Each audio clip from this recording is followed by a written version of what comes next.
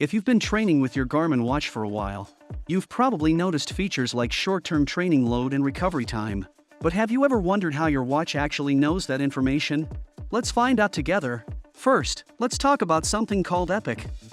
After every workout, your body keeps using extra oxygen to recover back to its normal, pre-exercise state. That extra oxygen your body consumes is called EPOC, which stands for excess post-exercise oxygen consumption.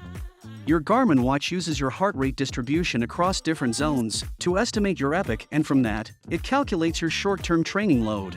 If your heart rate stays mostly in zone 3 or higher during your workout, that means your intensity is higher, the strain on your body is greater, and your EPOC, and therefore your training load, will also increase.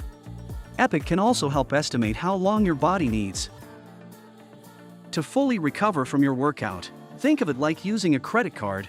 The more you spend, the longer it takes to pay it off. The harder you train, the more energy you borrow from your body. Afterward, your heart has to work harder to deliver oxygen and nutrients to help your muscles repair and get back to their normal state. Once you've fully recovered, or at least recovered enough for your next session, then you're ready to train again. But if your watch recommends 8 hours of recovery, and you only rest for 5 before your next workout, it's like using your credit card before paying off the last bill.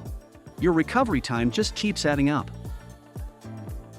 Once you understand EPOC, you'll have a clearer picture of how Garmin measures your training load and why proper recovery is key to improving performance.